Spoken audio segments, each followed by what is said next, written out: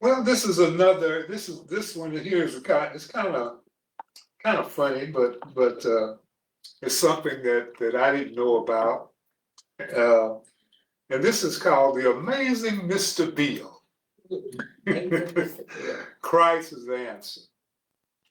And I really enjoyed learning about this person that I'm talking about today. I remember when we first got TV back in 1958. We didn't grow up with television. We didn't get a television until 1958. The main shows we watched were the cowboy movies: Lone Ranger, Lash LaRue, Have Gun Will Travel, Roy Rogers, The Rifleman, and Bonanza. And guess what? What? There weren't any black cowboys. I didn't learn too much later that a significant number of cowboys were black, and that the greatest cowboy to ever ride the range was a black cowboy. But first, there was a long and documented history of black cowboys. There were at least 5 Africans that rode with the Spanish in 1598 when they imposed Spanish rule on New Mexico. The cattle industry was created by hard work, talent, and a doggone never give up attitude. African Americans, Native Americans, and Europeans worked together to get it started. The original trail language was Mexican Spanish.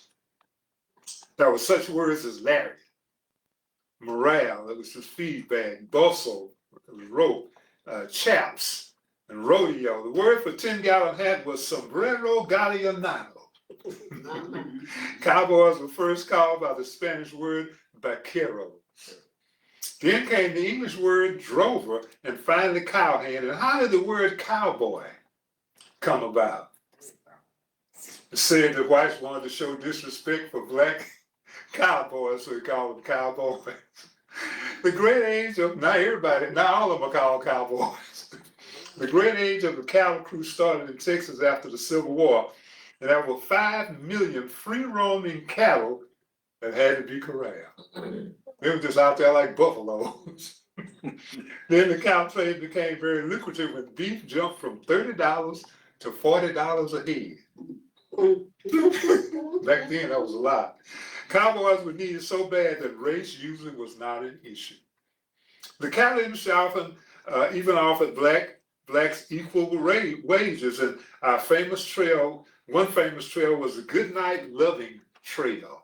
Charles Goodnight and Oliver Loving charted a cattle trail to New Mexico, Colorado, Wyoming, and Montana, and Bose Eichhorn, born a slave in 1847, helped them chart that trail in 1866. At 19, Eichhorn was already an expert at riding and roping and shooting, and Goodnight called him the most skilled and trustworthy man he had. He said Eichhorn was dignified, clean, and reliable. He also said he was good in a fight, and he trusted him more than any man living. There were thousands of black cowboys who drove cattle from 1865 to 1890.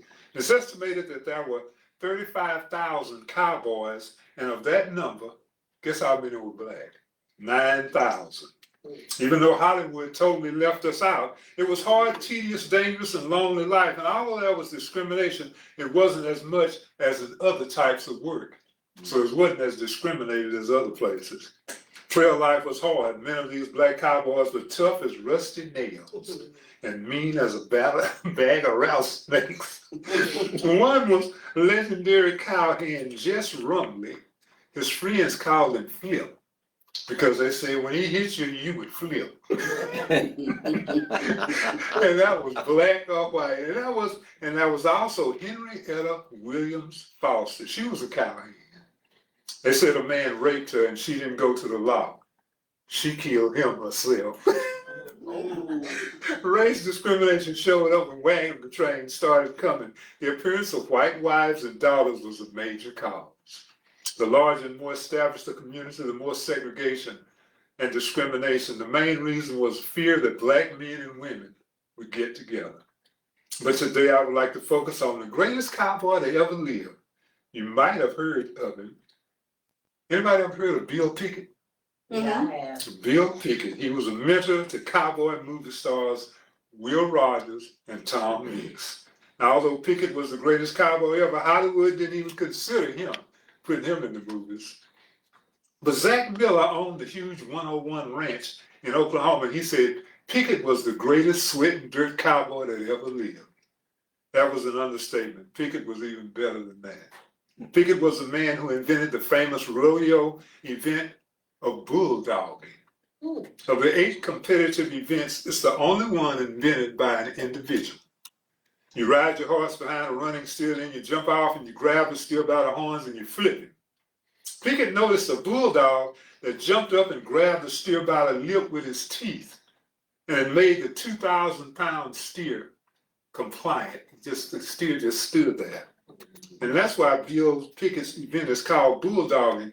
And no other human has ever performed like Pickett. After he flipped the steer, he would dance around to the front of the steer, and then he would grab the steer's lip with his teeth, and with outrageous flair, he would hold his arms out in the air with nothing else touching. The crowd would go wild.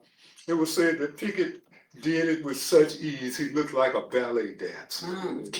Pickett was born in 1870. His parents were poor black Cherokee Indians. He was number 2 of 13 children. Pickett had only a 5th grade education.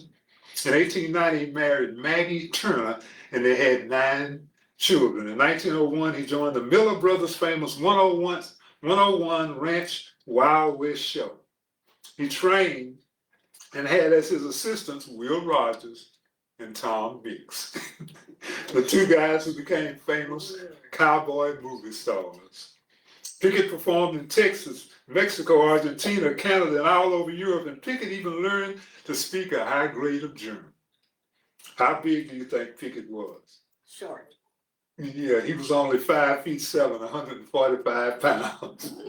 Nothing but muscle. They said Pickett was so agile, he glided through there like a ballet dancer. Bill Pickett brought Wild West entertainment to the world. He even performed in front of kings and queens, and I think it's time for us to bring the gospel to the world also. Do you know how godless we are in America? Other countries are now sending missionaries to America. A lot of people didn't know that. And I'm not mad at them. These are exciting times, and this could be the end of the age. The fields are white. And already the harvest will we step up to the challenge. And I believe my life is better because I know Yeshua. And I think all desperate and broken folk need to know what I know, what we know. All those folk need to know that their lives will be better off, that he heals all hurts and pains because people are going through things, and he gives peace when you're in your bed at night when nobody else knows your thoughts but God. I heard a preacher say in that lonesome midnight hour, people are searching for what we already know. It said that all humans have a hole in their heart that shakes like Yeshua. Malachi said that in his gospel shall be preached in all the world first, and then shall the end come, and I want to be part of that. And I know you do too, everyone in this room. Yeshua said, when he comes back, will he find faith? Yes. And will we be working? After all, that's the Great Commission. Our marching orders are to bring folk to Yeshua HaMashiach, Jesus Christ. You look at the Jehovah's Witnesses. They're weird, but they get folk every day. And that's because they have a system. And I think all Messianics should have a system also. There was a study done, and someone asked people, why did they give to charitable organizations? They said because somebody asked. Somebody said something to them. So we must start asking, because we have to be about our Father's business. Bill Pickett died in 1932. He slipped down in a barn, and a stallion kicked him in the head. Oh, man. Wow. In 1971, Pickett became the first African-American inducted into the Cowboy Hall of Fame in Oklahoma City. And in 1987, Woody Strode, the black actor, officiated at the unveiling of a bronze statue of Pickett bulldogging a steer. And that was in my hometown of Fort Worth, Texas. At the Cowboy at the Cowtown Museum. And here's what Colonel Miller wrote about Bill Pickett. He said he left a blank that's hard to fill, for there never will be another Bill. Both black and white will mourn the day that the biggest boss took Bill away. Mr. Bill Pickett must be, has to be, indeed he should be, one of my African American heroes.